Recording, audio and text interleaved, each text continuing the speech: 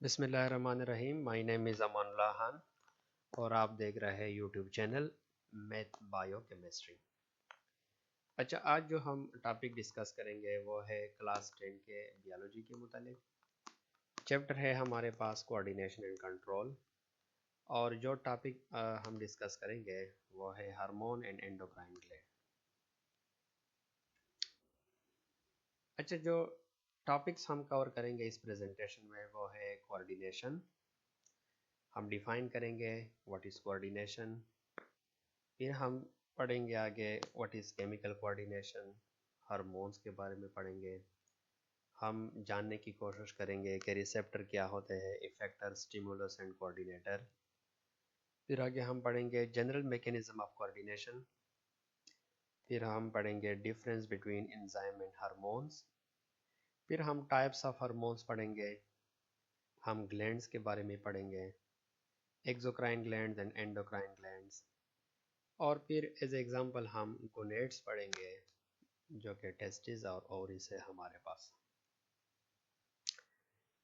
तो what is coordination? Coordination is the way different parts of an organism works together smoothly to perform activities and to respond changes.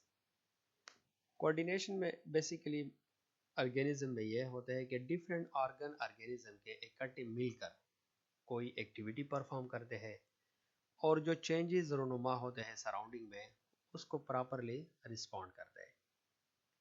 Coordination में body के different जो organs है वो इकट्ठे मिलकर काम करते हैं, कोई एक्टिविटी परफॉर्म करते हैं, और जो चेंजेस होते हैं हमारे पास जिसको हम स्टिमुलस कहते हैं उसको प्रॉपरली वो रिस्पॉन्ड करते हैं।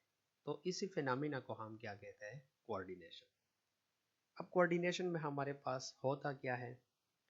It involves communication between different body parts like the brain, nerves and hormones, so that action are organized and happen at the right time, at the right place and in right amount. Communication होती है body parts में, for example brain और nerves के दरमियान या glands और hormones के दरमियान। इस डिफरेंट बॉडी पार्ट्स में कम्युनिकेशन होती है और इस कम्युनिकेशन का वाहिद मकसद ये होता है कि हर काम एक मुनज़्ज़म तरीके से हो, अपने मखसूस वक्त पर हो मतलब राइट टाइम पर हो, एक मुकर्ररा जगह पर हो मतलब राइट प्लेस पर हो, एंड इन राइट अमाउंट और खास मकदार में हो, ना उस मकदार से ज़्यादा और ना उस मकदार से कम। तो कोऑर्डिनेशन का जो बेसिक मतलब है वो ये है कि हर काम राइट टाइम पर हो, राइट प्लेस पर हो और राइट अमाउंट में हो। और ये होता क्या है कि इसमें different body parts for example brain and nerves and hormones मिलकर ये काम करते हैं, इसको हम कोऑर्डिनेशन कहते हैं। एक मिसाल है, फॉर एग्जांपल जब एक आयरन होता है हार्ट, अगर फॉर एग्जांपल आप एक्सीडेंटली उसको हाथ लगाते हो तो आपका जो फिंगर है उसमें जो सेंसरी नर्व्स है वो ये मैसेज फ़ौरन कोऑर्डिनेटर को यानी आपके ब्रेन को पहुंचा देते हैं कि आपकी फिंगर जो है वो किसी गर्म चीज़ को टच कर चुकी है, और आपका ब्रेन जो है वो फ़ौरन मैसेज देता है आपके हाथ को कि वो रिट्रैक्ट कर जाए, क्योंकि आगे खतरा है, आपके उंगली को या हाथ को नुकसान पहुंच सकता है। तो इसमें देखें डिफरेंट बॉडी पार्ट्स मिलकर उसने क्या किया, एक एक्शन भी परफॉर्म किया। एक्शन क्या था कि आपने अपने हाथ को रिट्रैक्ट कर लिया, अपने हाथ को दोबारा अपने पास ले गए आप। और दूसरा काम जो हुआ, जो सराउंडिंग में चेंज था, एक स्टिमुलस था, फॉर एग्जांपल गर्म चीज़ के साथ आपके हाथ का लगना एक स्टिमुलस था, उसको भी आपने प्रॉपरली रिस्पॉन्ड कर दिया। तो इसी चीज़ को हम क्या कहते हैं? कोऑर्डिनेशन। कि डिफरेंट बॉडी पार्ट्स मिलकर कोई काम भी कर लें और जो माहौल में तब्दीली रूनुमा हो रही है उसको भी आप प्रॉपरली वो कर ले, रिस्पॉन्ड कर ले। ठीक है, तो अब ये एक्शन जो है ये राइट टाइम, राइट प्लेस और राइट अमाउंट में जब ये परफॉर्म हो गया तो ये क्यों हुआ? क्योंकि आपके बॉडी के अंदर कोऑर्डिनेशन मौजूद था। अगर फॉर एग्जांपल आपकी फिंगर जो है वो मैसेज ना पहुंचाती आपकी ब्रेन को, तो आपको पता नहीं चलता कि आपकी उंगली जो है वो किसी गर्म चीज़ को टच कर चुकी है। ठीक है, तो इससे आपके हाथ को यानी नुकसान पहुंच जाता। तो प्रॉपर रिस्पांस कोऑर्डिनेशन की बदौलत आपने स्टिमुलस को प्रॉपर रिस्पांस किया और आपने अपने हाथ को वक्त पर, सही वक्त पर इसको रिट्रैक्ट कर दिया। इसको हम क्या कहते हैं? कोऑर्डिनेशन। इस पिक्चर में अगर हम देख लें तो यहाँ पर एक बैट्समैन है और बॉलर उसको बॉल कर रहा है। अब ये बैट्समैन जो है उस बॉल को देखकर, उसकी स्पीड को, उसकी प्लेसमेंट को देखकर उसी के मुताबिक अपना शॉट खेलता है। अगर उसको लगता है कि ये बॉल 6 को या 4 को हिट करती है तो वो उसको प्रॉपरली हिट करता है। अगर उसको लगता है कि ये सिंगल और डबल के लिए है तो उसको उसी लिहाज से खेलता है। और अगर वो समझता है कि नहीं ये बॉल स्टॉप करने की है तो वो उसको स्टॉप करता है। तो देखिए यहाँ पर डिफरेंट बॉडी पार्ट्स के दरमियान एक कोऑर्डिनेशन है। बेड हाथ में है, वो बॉल को आंखों से देख रहा है और साथ में अपने लेग्स को भी वो इस्तेमाल कर रहा है। तो ये तभी मुमकिन है जब इस सारी बॉडी पार्ट्स के दरमियान कोऑर्डिनेशन मौजूद हो। अगर कोऑर्डिनेशन ना हो, ये सारे ऑर्गन्स मिलकर काम ना कर ले, तो ना तो ये कोई काम परफॉर्म कर सकेंगे और ना ये जो स्टिमुलस है, फॉर एग्जांपल बॉल का आना एक स्टिमुलस है यहाँ पे, ना वो उसको प्रॉपरली रिस्पॉन्ड कर पाएंगे। ठीक है, तो ये सब कुछ कोऑर्डिनेशन की वजह से यहाँ पर मुमकिन या पॉसिबल हो रहा है। अब कोऑर्डिनेशन हमारे पास दो टाइप्स के हैं, नर्वस कोऑर्डिनेशन, केमिकल कोऑर्डिनेशन। लेकिन हमारा जो फोकस है आज के प्रेजेंटेशन में वो है केमिकल कोऑर्डिनेशन।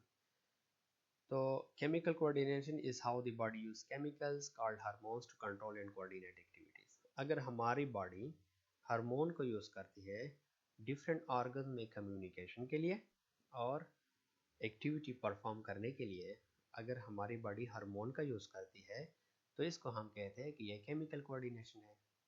ठीक है, अगर हमारी बॉडी डिफरेंट ऑर्गन्स के माबैन कम्युनिकेशन के लिए और कोई एक्टिविटी परफॉर्म करने के लिए या माहौल को रिस्पॉन्ड करने के लिए हार्मोन का यूज़ करती है तो इसको हम क्या कहते हैं? केमिकल कोऑर्डिनेशन कहते हैं हम। अब बहुत ही इम्पोर्टेंट यहाँ पे छोटे छोटे डिफिनीशन है जो हमें कंफ्यूज करते हैं बहुत ज़्यादा। वो है हमारे पास स्टिमुलस। क्योंकि मैंने प्रेजेंटेशन के स्टार्ट में भी स्टिमुलस का जिक्र किया, तो अक्सर स्टूडेंट पूछते हैं कि सर व्हाट इज स्टिमुलस। तो स्टिमुलस क्या है? Stimulus is any change in organism internal or external environment that elicit a physiological or behavioral response. Stimulus कोई change है organism के या तो internal या external environment में that elicit means that start a physiological or behavioral response, जिसके response में body physiological activity यानी कोई एक्टिविटी परफॉर्म करता है और बिहेवियरल रिस्पॉन्स या इसके रिस्पॉन्स में वो कोई बिहेवियर, खास बिहेवियर शो करता है। तो इसी चीज़ को हम क्या कहते हैं? स्टिमुलस। स्टिमुलस क्या है? वो चेंज है या तो जानदार के एक्सटर्नल इन्वायरमेंट में या जानदार के इंटरनल इन्वायरमेंट में वो खास चेंज है जो कि जानदार में कोई एक्शन को स्टार्ट करता है या वो कोई खास बिहेवियर इसके रिस्पॉन्स में शो करता है। तो इस चेंज को, हुआ वो एक्सटर्नल हो या हुआ वो इंटरनल हो, इस चेंज को हम क्या कहते हैं? स्टिमुलस कहते हैं। यहाँ पर स्टिमुलस मुख्तलिफ किस्म के होते हैं। कुछ स्टिमुलस जो होते हैं वो फिजिकल होते हैं, फॉर एग्जांपल टेम्परेचर। अगर फॉर एग्जांपल गर्मी ज़्यादा है तो लोग पसंद करेंगे कि वो पानी में नहा लें।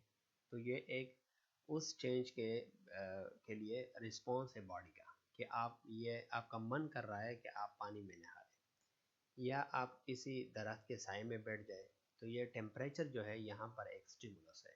या लाइट, फॉर एग्जांपल जहाँ पर रोशनी होगी वो प्लांट कोशिश करेगा कि उस डायरेक्शन में ग्रोथ कर ले ताकि उसके पत्ते जो हो वो प्रॉपर सनलाइट वो रिसीव कर ले और फोटोसिंथेसिस का अमल उसमें जारी हो।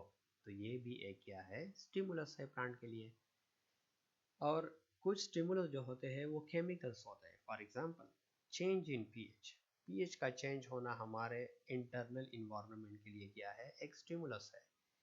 या हार्मोन्स लेवल जो होते हैं हमारे जिस्म में, अगर फॉर एग्जांपल एक खास सिचुएशन में हमारे बॉडी में कुछ हार्मोन्स खास अमाउंट में या ज़्यादा अमाउंट में खारिज हो या उसकी मकदार कम हो अपने राइट अमाउंट से, तो ये भी हमारे बॉडी के लिए एक स्टिमुलस है।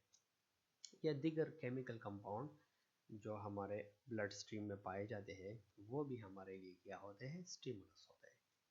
फॉर एग्जांपल अगर हम खाना खा लें और खाना खाने के बाद हमारे जिस्म में ब्लड शुगर यानी ग्लूकोज लेवल अगर ज़्यादा हो जाए या हमें भूख लग जाए और हमारा ग्लूकोज लेवल एक ख़ास लेवल से नीचे गिर जाए, तो ये भी हमारे जिस्म के लिए क्या है, ये भी एक स्टिमुलस है। तो स्टिमुलस इन नेचर केमिकल भी हो सकता है, फिजिकल के बारे में भी आपने सुन लिया। तीसरा जो होता है वो बायोलॉजिकल भी होता है। For example presence of a predator और a food source. For example एक बंदा है, उसको भूख लगी है और उसके सामने खाना पड़ा है, तो ये खाना जो है उसके सामने जो रखा है, तो उसके रिस्पॉन्स में उसका जो हंगर है वो और भी बढ़ जाएगा, या इसके माउथ में सेलाइवेशन का प्रोसेस जो है वो स्टार्ट हो जाएगा, तो ये भी एक स्टिमुलस है। या फॉर एग्जांपल अगर एक जानवर है वो खड़ा है, फॉर एग्जांपल एक हिरन है वो खड़ी है और वो आगे से नोटिस करती है किसी शेर का दौड़ना, तो ये दौड़ना जो है ये उसके लिए एक स्टिमुलस है और उसके रिस्पॉन्स में वो वहाँ से भाग जाएगी, ये उसका एक बिहेवियरल रिस्पॉन्स है। या फॉर एग्जांपल आप कहीं जा रहे हो और कोई कुत्ता आपके पीछे भौंकने लगे, तो जाहिर बात है आप वहाँ से भाग दौड़ोगे, क्योंकि उस कुत्ते का भौंकना जो है वो आपके लिए क्या है, एक बायोलॉजिकल स्टिमुलस है और उसके रिस्पॉन्स में आपका भागना जो है ये एक बिहेवियरल रिस्पॉन्स है, तो ये भी एक स्टिमुलस हो सकता है। ठीक है, आगे स्टिमुलस इंटरनल भी होते हैं, जैसे कि मैंने स्टार्ट में कहा कि ये स्टिमुलस जो होते हैं ये इंटरनल भी होते हैं, आपके बॉडी के अंदर भी होते हैं, ये एक्सटर्नल भी होते हैं, सराउंडिंग में भी ये वाक़या हो सकते हैं। फॉर एग्जांपल लाइट, सुबह या शाम, ये आपके लिए, या रोशनी या अंधेरा, ये हमारे लिए क्या है, एक्सटर्नल स्टिमुलस है। साउंड, फॉर एग्जांपल आप घर में बैठे हो और आप किसी की आवाज़ सुन रहे हैं और वो आवाज़ आपको इस तरह लगे कि आपका दोस्त है, तो ये फ़ौरन आप उठ जाते हैं चारपाई वगैरह से और कहते हैं कि मेरा दोस्त आ गया, तो ये साउंड का सुनना आपके लिए क्या था, एक स्टिमुलस था।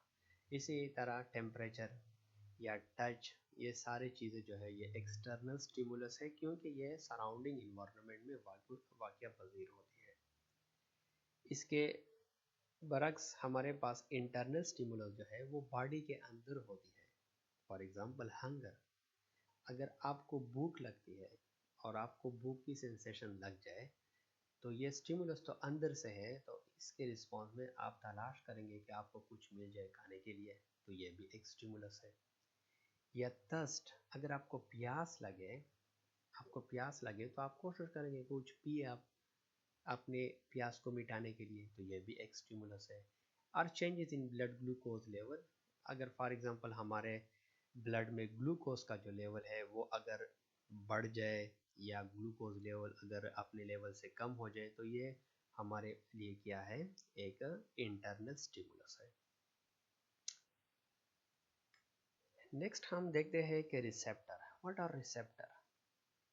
अब ये तो हमने जान लिया कि स्टिमुलस हमारे इंटरनल या एक्सटर्नल इन्वायरमेंट में चेंज होता है, तो रिसेप्टर क्या होता है। रिसेप्टर जो होता है या तो ये सेल होते हैं या ये ग्रुप ऑफ सेल होते हैं जो कि बॉडी में डिटेक्ट करते हैं चेंजेस को या सिग्नल्स को। फॉर एग्जांपल एक सेल है या ये ग्रुप ऑफ सेल है जो कि चेंज को डिटेक्ट करते हैं या सिग्नल्स जो होते हैं उसको वो डिटेक्ट करते हैं। फॉर एग्जांपल टेम्परेचर, लाइट या केमिकल लेवल, जितने भी हमने स्टिमुलस बयान किए, उसको रिसीव करने के लिए हमारे पास जो सेल्स होता है या ग्रुप ऑफ सेल जो होता है जो वो स्टिमुलस को रिसीव करे, उसको हम रिसेप्टर कहते हैं। फॉर एग्जांपल इस पिक्चर में आप देख रहे हैं कि एक लड़का है जो कि कुछ खा रहा है, फॉर एग्जांपल बर्गर वगैरह या कोल्ड ड्रिंक्स, अब बर्गर खाने से या ग्लूकोज का जो उसके साथ शरबत है उसको पीने से उसके ब्लड स्ट्रीम में ग्लूकोज का जो लेवल है वो बढ़ जाएगा। अब जब ग्लूकोज का लेवल उसके ब्लड में बढ़ जाता है तो पेनक्रियाज में हमारे पास मखसूस सेल होते हैं जिसको हम रिसेप्टर कहते हैं। वो उसी चेंज को फिर डिटेक्ट करते हैं। उसी चेंज को जब डिटेक्ट करते हैं तो उसके रिस्पांस में वो क्या करते हैं, हार्मोन रिलीज करते हैं। तो उस तो हमारे पेनक्रियाज में जो मखसूस सेल थे जिसने इस चेंज को, जो कि एक केमिकल चेंज था, इसको डिटेक्ट किया, जो कि बीटा सेल्स होते हैं हमारे पेनक्रियाज में। इस बीटा सेल्स को हम क्या कहते हैं कि ये हमारे पास क्या है, ये रिसेप्टर है। क्योंकि इसी सेल्स ने, इसी ग्रुप ऑफ सेल में जो कि हमारे पेनक्रियाज में मौजूद है, इसी सेल ने इस चेंज को क्या किया, डिटेक्ट किया। या फॉर एग्जांपल अगर कोई आवाज़ दे आपको और आप पीछे मुड़ कर देखते हो तो क्या चीज़ थी कि जिसकी वजह से आपने इस आवाज़ को, जो कि एक एक्सटर्नल स्टिमुलस था, इसको आपने डिटेक्ट किया। तो जवाब है कि ये आपकी ईयर्स से, और आपके ईयर में, मिडिल ईयर में इसके लिए खास रिसेप्टर मौजूद थे जिसने इस साउंड के सिग्नल को क्या किया, डिटेक्ट किया। तो रिसेप्टर क्या होते हैं, ये हमारे पास सेल्स होते हैं या ग्रुप ऑफ सेल जो कि स्टिमुलस को क्या करते हैं, वो डिटेक्ट करते हैं। अब इफेक्टर्स क्या होते हैं? Parts of the body like muscles or gland that respond to signal from the nervous system और हार्मोन्स। अब जब हार्मोन्स फॉर एग्जांपल रिलीज हो जाए या हमारा नर्वस सिस्टम पैगाम देता है, तो हमारा नर्वस सिस्टम का जो पैगाम होता है ब्रेन और स्पाइनल कॉर्ड की तरफ से, वो अमूमन मसल्स को जाता है। ठीक है। और हमारे हार्मोन्स जो होते हैं जब वो रिलीज होते हैं तो वो अदर ग्लैंड्स को या दीगर आर्गन को वो क्या करते हैं, कुछ हुक्म देते हैं कि आपने फलाना काम करना है। तो ये हार्मोन्स और जो नर्वस सिस्टम अगेन दोबारा आगे से जिसको भी ये कमांड देते हैं उसी को हम क्या कहते हैं कि ये हमारे पास क्या होता है, इफेक्टर। और इफेक्टर अगर नर्वस सिस्टम है तो ये अमूमन मसल्स होते हैं, और ये हार्मोन्स के केस में ये इफेक्टर हमारे पास अमूमन क्या होते हैं, ग्लैंड्स होते हैं। ठीक है। अब जो हमने मिसाल पेश की थी फॉर एग्जांपल वही पेनक्रियाज वाली, तो इस पेनक्रियाज में जो सेल्स थे बीटा सेल्स, इस बीटा सेल ने यहाँ पर रिसेप्टर के तौर पर काम किया क्योंकि उसने इस केमिकल चेंज को डिटेक्ट भी किया था और इसको फिर रिस्पॉन्ड भी कर दिया क्योंकि आगे से उसने इंसुलिन भी बना दी और ब्लड स्ट्रीम में खारिज कर दी। तो यहाँ पर उसने डुअल किरदार अदा किया, खुद इस चेंज को महसूस भी किया और आगे से फिर इफेक्टर का काम भी सर अंजाम दे दिया और वहाँ पर इंसुलिन भी खारिज कर दी। और फॉर एग्जांपल जो हमने स्टार्ट में एक मिसाल पेश की थी, अगर हम किसी गर्म चीज़ को हाथ लगाते हैं और दोबारा अपना हाथ रिट्रैक्ट करते हैं तो वो हाथ लगाना जो था और उसके रिस्पॉन्ड में रिट्रैक्ट करना, ये रिट्रैक्शन को कमांड जो था ये हमारे नर्वस सिस्टम ने हमारे हाथ के मसल्स को दिया कि आपने रिट्रैक्ट होना है और ये फिंगर जो है ये हार्डनेस की डैमेज से इसको बचाना है। तो वहाँ पर हमारे मसल्स जो थे वो इफेक्टर का काम कर रहे थे। और ये पेनक्रियास के केस में पेनक्रियास में जो बीटा सेल्स थे उन्होंने डुअल किरदार अदा किया, रिसेप्टर का भी और इफेक्टर का भी। ठीक है।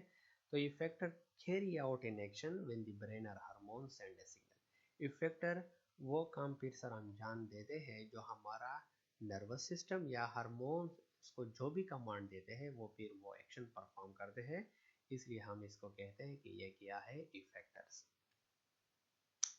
कोऑर्डिनेटर हमारे पास, अगर हम बात कर रहे हैं नर्वस कोऑर्डिनेशन की, तो हमारा ब्रेन और हमारा स्पाइनल कॉर्ड ये नर्वस कोऑर्डिनेशन में एज ए कोऑर्डिनेटर किरदार अदा करते हैं। और अगर हम केमिकल कोऑर्डिनेशन की बात करते हैं तो इसमें जो हमारे ग्लैंड्स है वो किरदार अदा करते हैं कोऑर्डिनेटर का। ब्रेन अमूमन सेंसरी इंफॉर्मेशन को क्या करता है, प्रोसेस करता है, और जो कम्प्लेक्स एक्शन होते हैं फॉर एग्जांपल थिंकिंग, रीजनिंग वगैरह, उसको वो कंट्रोल करता है। जो स्पाइनल कार्ड है हमारे पास, स्पाइनल कार्ड वो अमूमन रिफ्लेक्स एक्शन को जो हमारे विल के अगेंस्ट, जो हम कंट्रोल नहीं कर सकते, अमूमन वो एक्शन वो कोऑर्डिनेट कर सकता है। फॉर एग्जांपल किसी ने हैमर स्ट्राइक किया किसी आयरन बार के साथ या आयरन स्टील के साथ, और आपकी फौरन जो आंख है वो फौरन बंद हो गई, तो ये एक रिफ्लेक्स एक्शन था। या कोई मुंह में तुरश वो रख दें और आपके मुंह में फिर इसके रिस्पॉन्स में सलाइवा स्टार्ट हो जाए, तो ये सब रिस्पॉन्सेज जो है वो क्या है, रिफ्लेक्सिव है। तो रिफ्लेक्सिव को अमूमन वो कंट्रोल करता है। और ब्रेन और बॉडी के दरमियान भी वो कम्युनिकेशन करता है स्पाइनल कार्ड। और जो हार्मोन्स होते हैं वो सॉरी ग्लैंड जो होते हैं वो हार्मोन भी रिलीज करते हैं और कोऑर्डिनेट करते हैं slower and long term responses. Gland जो होते हैं ये हार्मोन भी रिलीज करते हैं, और जो स्लोली स्लोली और long term responses, for example growth हो गया, एक लॉन्ग टर्म प्रोसेस है। लॉन्ग टर्म इस तरह के प्रोसेस को क्या करते हैं, हार्मोन्स कंट्रोल करते हैं। या फॉर एग्जांपल बियर्ड का अपीयरेंस होना, ये एक लॉन्ग टर्म प्रोसेस है। ठीक है, तो इस तरह के प्रोसेस को ग्लैंड जो है या हार्मोन जो है उसके थ्रू वो कंट्रोल करते हैं। तो जनरल मैकेनिज्म अगर हम बात कर ले कि जनरल मैकेनिज्म क्या होता है इसका, कोऑर्डिनेशन का या केमिकल कोऑर्डिनेशन का, तो इसमें हमारे पास स्टिमुलस होता है। स्टिमुलस होगा फॉर एग्जांपल एक्सटर्नल स्टिमुलस या इंटरनल या केमिकल या बायोलॉजिकल या फिजिकल। तो स्टिमुलस को डिटेक्ट करने के लिए हमारे बॉडी में कोई रिसेप्टर होगा। फॉर एग्जांपल वो सेंस ऑर्गन भी हो सकते हैं, जितने हमारे 5 सेंसेस है, या और भी सेल्स होते हैं, ग्रुप ऑफ सेल्स। फिर जो रिसेप्टर है अगर वो स्टिमुलस को डिटेक्ट कर ले तो फिर आगे से वो मैसेज देंगे कोऑर्डिनेटर को। कोऑर्डिनेटर हमारे पास brain and spinal cord nervous coordination में, और ग्लैंड्स हमारे पास केमिकल कोऑर्डिनेशन में वो होंगे। और फिर कोऑर्डिनेटर जो होगा वो हुक्म देगा, वो कमांड देगा फिर मसल्स को या ग्लैंड्स को, और वो मसल्स और ग्लैंड उसी कमांड को फिर परफॉर्म करेंगे, वो एक्शन फिर वो परफॉर्म करेंगे। इसी तरह ये क्या बन गए हमारे पास इफेक्टर। ठीक है, तो स्टिमुलस के बाद रिसेप्टर, फिर कोऑर्डिनेटर और फिर इफेक्टर। ठीक है, इस तरह हमारे पास मैकेनिज्म होता है कोऑर्डिनेशन का। अब हार्मोन्स क्या होते हैं? Hormones are special chemical made by gland in our body that act as messenger. Hormone basically chemical है जो कि हमारे ग्लैंड जो है वो बनाते हैं, वो सीक्रेट करते हैं इसको, और ये बेसिकली मैसेंजर्स है। इसको हम केमिकल मैसेंजर कहते हैं। They travel through our body through blood stream to different organs tissues telling them what to do. ये अमूमन हमारे ब्लड स्ट्रीम में ट्रेवल करते हैं एक जगह से दूसरी जगह, और हमारे आर्गन्स को जो कि उसके लिए इफेक्टर है, या टिश्यूज को जो कि उसके लिए इफेक्टर है, उसको बताते हैं कि आपने क्या करना है। ये हुक्म देते हैं कि आपने do this and do not do that, कि आपने ये करना है, आपने ये नहीं करना है, आपने ये एक्शन टर्न ऑन करना है और ये एक्शन टर्न ऑफ। तो इसका काम किसका है? हार्मोन्स का। हार्मोन और एंजाइम में कुछ डिफरेंसेस है।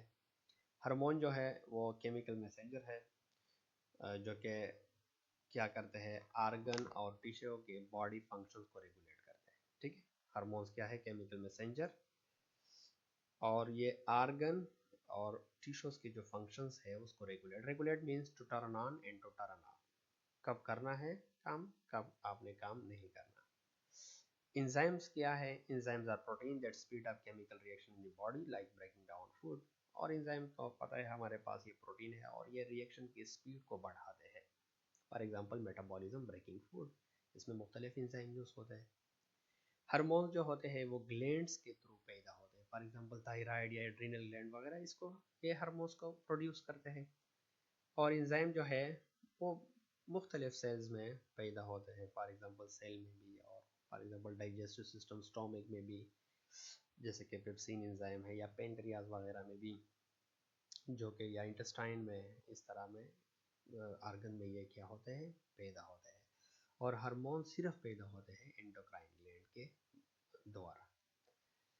इसके बाद है हमारे पास हार्मोन जो है वो ट्रेवल करते हैं ब्लड स्ट्रीम में, और enzyme usually act right at the side where they are produced, और इंजाइम जहाँ पर पैदा हो गए तो वहीं पे उसने अपना फंक्शन सर अंजाम देना होता है। हार्मोन जो होते हैं वो प्रोटीन भी होते हैं, स्टीरॉइड्स भी, और कुछ हार्मोन ये amino acid derivatives, amino acid से डेराइव्ड होते हैं। और एंजाइम्स हमें पता है कि अमूमन यूजुअली ये क्या होते हैं, प्रोटीन होते हैं। तो ये कुछ डिफरेंसेस है हार्मोन और एंजाइम के मामले। अब हार्मोन के भी हमारे पास टाइप्स है। कुछ हार्मोन जो है वो पेप्टाइड्स या प्रोटीन है in nature, for example insulin और ग्रोथ हार्मोन, ये क्या है, पेप्टाइड हार्मोन यानी प्रोटीन है ये। कुछ हार्मोन जो है हमारे पास वो स्टेरॉइड्स है यानी कोलेस्ट्रॉल, जो कि एक खास किस्म का स्टेरॉइड है, उससे डिराइव्ड होते हैं, उससे बनते हैं, फॉर एग्जांपल कार्टिजोल और एस्ट्रोजन। मैं यहाँ पर इन हार्मोन के फंक्शन बयान नहीं करूँगा, क्योंकि आगे जब मैं एंडोक्राइन ग्लैंड में यही एंडोक्राइन ग्लैंड पढ़ूंगा तो साथ में इस हार्मोन्स के फंक्शन भी वहाँ पे डिस्कस करूँगा। कुछ हार्मोन जो है हमारे पास वो अमीनो एसिड डिराइव्ड भी होते हैं। फॉर एग्जांपल हमारे पास अमीनो एसिड है टायरोसिन और ट्रिप्टोफैन। इसी दो अमीनो एसिड से कुछ हार्मोन डिराइव्ड भी होते हैं। फॉर एग्जांपल हमारे पास एक वेल नोन हार्मोन है थायरॉक्सिन T4 जो कि थायराइड ग्लैंड हार्वेस्ट करता है ये, और एड्रेनलिन जिसको हम एपिनेफ्रिन भी बोलते हैं, ये वाला, ये दोनों हार्मोन जो है ये अमीनो एसिड डिराइव्ड हार्मोन है। तो हार्मोन का जो केमिकल नेचर है या तो ये प्रोटीन है या स्टेरॉइड है मतलब कोलेस्ट्रॉल से बने हैं, या ये अमीनो एसिड डिराइव्ड है मतलब टायरोसिन और ट्रिप्टोफैन से बने हैं। अब ग्लैंड हमारे पास क्या होता है।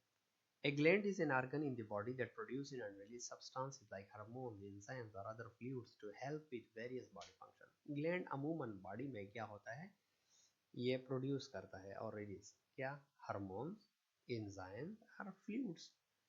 फ्लूइड भी ये प्रोड्यूस करते हैं, एंजाइम भी प्रोड्यूस करते हैं और हार्मोन भी। तो जो भी हमारे बॉडी में अगर हार्मोन को या एंजाइम को या फ्लूइड को पैदा करता है तो उसी आर्गन को हम क्या कहेंगे कि ये क्या है, हमारे पास ये ग्लैंड है। अब ग्लैंड के भी दो टाइप्स है, एंडोक्राइन ग्लैंड भी है हमारे पास और एक्सोक्राइन ग्लैंड भी। अब एंडोक्राइन ग्लैंड क्या होता है, this gland release hormone directly into blood stream which then travel to the target organs और टिश्यूज। ये एंडोक्राइन ग्लैंड जो होते हैं ये यूजुअली, या ये समझ ले कि ये हार्मोन पैदा करते हैं। एंडोक्राइन ग्लैंड जो है ये सिर्फ हार्मोन पैदा करते हैं, और जो हार्मोन ये पैदा करते हैं उसको डायरेक्टली वो रिलीज करते हैं ब्लड स्ट्रीम में, और इसी ब्लड स्ट्रीम में ये हार्मोन अपने टारगेट जो उसके आर्गन्स होते हैं या टारगेट टिश्यूज है वहाँ तक ब्लड के जरिए ये चला जाता है। मिसाल के तौर पर एंडोक्राइन ग्लैंड का पिट्यूटरी ग्लैंड और थायराइड ग्लैंड, या आगे जब हम पढ़ेंगे टेस्टिस एंड ओवरीज, ये सारे क्या है हमारे पास एंडोक्राइन ग्लैंड है। Exocrine gland, these glands release their product like enzyme or fluids into ducts which carry them to specific parts of the body or outside the body. Exocrine gland जो है ये अपने प्रोडक्ट मतलब enzyme या fluid को या तो ये नालियों में जिसको हम डक्ट्स कहते हैं उसमें ये रिलीज करते हैं, और उस नालियों के ज़रिए वो एक जगह से दूसरी जगह ट्रेवल करते हैं, या आउटसाइड ऑफ द बॉडी ये ट्रेवल करते हैं। लेकिन एक्सोक्राइन ग्लैंड जो है ये सिर्फ एंजाइम और फ्लूइड को प्रोड्यूस करेंगे, और उसका जो सिक्रीशन है वो डायरेक्टली जाएगा नालियों में यानी डक्ट्स में। एग्जाम्पल हमारे पास स्वीट ग्लैंड जो कि स्वीट प्रोड्यूस करता है, जो कि हमारे जिस्म को कूल रखता है मतलब पसीना। सेलाइवरी ग्लैंड जो कि सेलाइवा प्रोड्यूस करता है, जो कि हमारे मुंह में प्रोड्यूस होता है और हमारे डाइजेशन में हेल्प करता है। अगर आपके मुंह में सेलाइवा ना हो तो आप कोई चीज़ भी निगल नहीं सकते, इनगल्फ नहीं कर सकते। और इसके साथ ही लेक्रिमल ग्लैंड जो इसका मेन काम यह है कि ये आंखों में टीयर्स को प्रोड्यूस करता है, और टीयर जो है ये हमारे आंखों को साफ रखता है। तो ये तीनों gland, sweet gland, salivary gland और लेक्रिमल ग्लैंड, ये क्या है हमारे पास एक्सोक्राइन ग्लैंड से है। तो एक्सोक्राइन ग्लैंड को हम कहते हैं कि ये डक्टेड ग्लैंड है, और एंडोक्राइन को ग्लैंड्स को हम कहते हैं कि ये डक्टलेस ग्लैंड है। और एंडोक्राइन ग्लैंड जो है वो सिर्फ हार्मोन पैदा करते हैं, और एक्सोक्राइन ग्लैंड जो है ये हमारे पास इंजाइम को भी और फ्लूइड्स को भी क्या करते हैं, प्रोड्यूस करते हैं। अब हम गोनेड्स के बारे में बात करेंगे। तो व्हाट आर गोनेड्स? गोनेड्स क्या है? तो गोनेड बेसिकली हमारे पास वो आर्गन होते हैं जो कि मेल में और फीमेल में दो काम सर हम जान देते हैं। एक तो ये गेमीट्स पैदा करते हैं गोनेड्स, और दूसरा उसका मेन फंक्शन यह होता है कि ये हार्मोन भी प्रोड्यूस करते हैं। फॉर एग्जांपल अगर हम यहाँ पर देख लें तो जो हमारे पास मेल है, मेल में हमारे पास क्या होता है, टेस्टिस।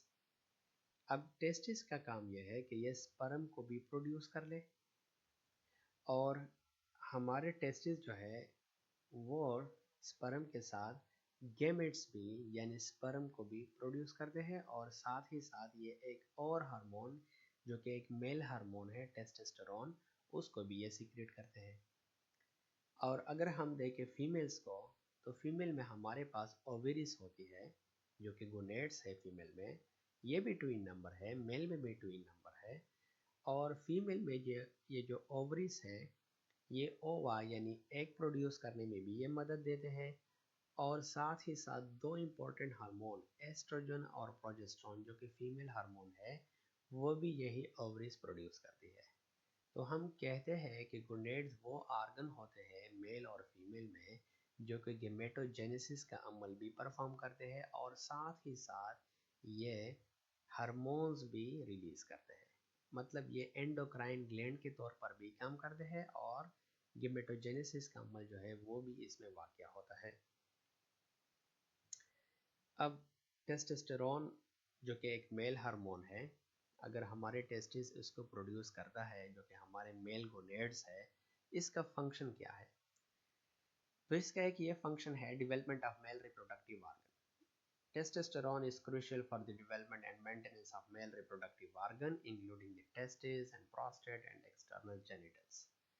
जो मेल में एक्सटर्नल जेनिटल है, पीनस फॉर एग्जांपल, या प्रोस्टेट है हमारा, या टेस्टिस है, इसी के डेवलपमेंट और इसी को फर्दर मतलब इसके मेंटेनेंस के लिए हमारे पास दरकार होती है हमारे जिस्म को टेस्टोस्टेरोन। जब हम एम्ब्रियो में होते हैं, फॉर एग्जांपल माँ के पेट के अंदर होते हैं, तो वहाँ पर कोई डिफरेंशिएशन नहीं होती।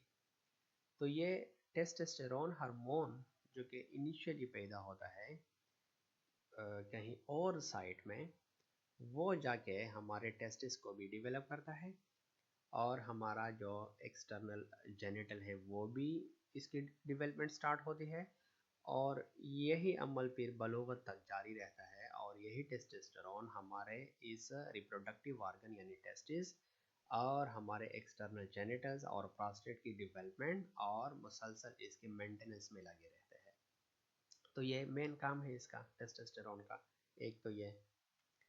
दूसरा, हमारे मसल्स एंड बोन ग्रोथ, ये हम जो बढ़ोतरी करते हैं, हमारा जो बोन साइज जो है वो इंक्रीज होता है जब हम बड़े होते हैं, चाइल्डहुड से एडल्टहुड की तरफ जाते हुए, या हमारे मसल में जो पॉजिटिव इंक्रीज होता है जो जिससे हमारे फिजिकल स्ट्रेंथ हमें महसूस होती है, ये भी इसमें भी इम्पोर्टेंट किरदार होता है टेस्टोस्टेरोन का।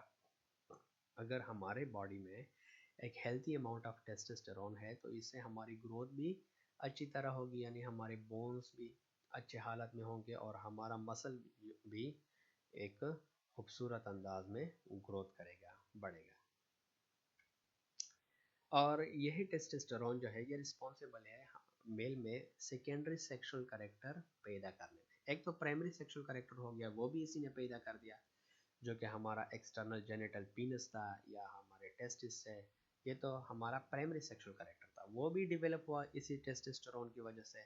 अब यही टेस्टोस्टेरोन जब हम बलोगत के एज में पहुंचते हैं, जब हम एडल्ट बनते हैं, तो इस दौरान जो हमारे बॉडी में जो चेंजेस अपीयर होती है ये भी टेस्टोस्टेरोन की वजह से होती है। फॉर एग्जांपल अगर हमारे चेहरे पर ये बाल अपीयर होते हैं, फॉर एग्जांपल हमारी दाढ़ी और हमारे मूंछ जो निकलते हैं, या हमारे आर्म पिट्स में जो हेयर नमूदार होते हैं, या जो हमारे ग्रोइन एरिया है, जो हमारे थाइस वगैरह रीजन में जो हेयर अपीयर होते हैं, या जो आवाज़ हमारी भारी भरकम बन जाती है जब हम बड़े होते हैं, तो ये सारा कमाल जो है यही टेस्टोस्टेरोन का है। यही टेस्टोस्टेरोन हमारे सेक्स जो सेकेंडरी सेक्सुअल कैरेक्टर है इसको डेवलपमेंट करने में भी इसका एक अहम रोल है।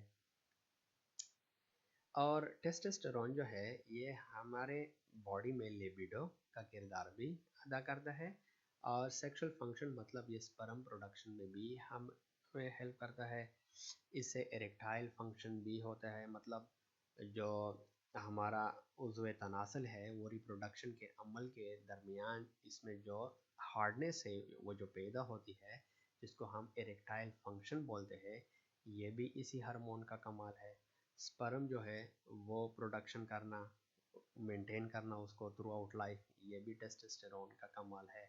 और लिबिडो जो हमारे अंदर सेक्स ड्राइव या जिनसी मिलाप की तरफ हमारा जो मेलान बन जाता है, हमारा जो जहन बन जाता है जब हम बड़े होते हैं, और जब हमें शादी करने की जो ज़रूरत महसूस होती है, तो ये भी टेस्टोस्टेरोन हार्मोन ही की वजह से हम में ये चाहत या हम में ये डिज़ायर पैदा होती है, इसको हम लिबिडो कहते हैं। अब हम फीमेल हार्मोन के बारे में पढ़ते हैं। फीमेल में हमने पढ़ा कि उसका एक गोनेड्स का नाम है ओवरीज। ओवरीज का काम एक तो अंडे पैदा करना, और दूसरा है एस्ट्रोजन। जो एस्ट्रोजन हार्मोन है ये क्या करता है कि फीमेल में सेकेंडरी सेक्सुअल कैरेक्टर जो है इसी हार्मोन्स की वजह से इसमें अपीयर होते हैं। For example breast development and the regulation of menstrual cycle. जब फीमेल्स बड़ी होती है, जब वो छोटे से अपने एडल्ट एज में दाखिल होती है, तो इस दौरान उसमें जो चेंजेस होते हैं जिसकी वजह से वो लड़की से औरत की तरफ वुमेन लाइक वो जो उसका अपीयरेंस बन जाता है, इसमें भी एस्ट्रोजन हार्मोन का कमाल है। For example breast development, for example छाती उसमें जो नमूदार होते हैं, या माहवारी उसको जो स्टार्ट होती है, जो कि एक मंथली पीरियड्स उसको हम बोलते हैं, वो जो फीमेल में वो स्टार्ट होती है, माहवारी या हेज़ का आना, ये सारे चेंजेस फीमेल में एस्ट्रोजन हार्मोन की वजह से अपीयर होते हैं। इसके बाद हमारे पास नेक्स्ट हार्मोन जो है वो है प्रोजेस्टेरॉन। प्रोजेस्टेरॉन का काम क्या है कि जब ओव्यूलेशन हो जाए, मतलब स्पर्म और अंडा एक दफ़ा मिल जाए, तो ये यूट्रस को प्रिपेयर करता है कि उस जाइगोट को वो इम्प्लांट कर ले और ये प्रेगनेंसी जो है उसको वो मेंटेन रख सके। ठीक है, तो it thickens the uterine lining. ये यूट्रस की जो लाइनिंग है इसकी हार्मोन की वजह से, प्रोजेस्टेरॉन की वजह से वो थिक बन जाती है, और उसको एक सूटेबल बनाते हैं कि वो एम्ब्रियो वहाँ पर इम्प्लांट हो जाए, और थ्रू आउट 9 मंथ्स के लिए वहाँ उसको सपोर्ट मिले, और वो बेबी और वो फिटस जो है उसकी मुकम्मल डेवलपमेंट कंप्लीट हो फीमेल के अंदर। तो ये काम है प्रेगनेंसी को मेंटेन करना, और यूट्रस को इस काबिल बनाना कि ये वो एम्ब्रियो को विथ होल्ड कर सके और इसमें इम्प्लांटेशन हो इसकी प्रॉपरली। इसका काम जो है वो है प्रोजेस्टेरॉन हार्मोन का। इसके साथ हमारा प्रेजेंटेशन जो है वो ख़त्म होता है। Thank you very much. For any queries, अगर आपके मन में कोई सवाल हो तो आप कमेंट सेक्शन में भी सवाल कर सकते हो, और अगर आप चाहते हो कि आपको इसी तरह मज़ीद वीडियोस मिले बायोलॉजी रिलेटेड या केमिस्ट्री रिलेटेड या मैथ्स रिलेटेड, तो प्लीज़ हमारे यूट्यूब चैनल को मैथ बायो केमिस्ट्री को लाइक भी कीजिएगा, सब्सक्राइब भी कीजिएगा, और बेल का आइकन जो है उसको भी दबा दीजिए, ताकि जब भी कोई नई वीडियो अपलोड हो और आप उसको वक्त पर देख सकें। Thank you very much. See you next presentation.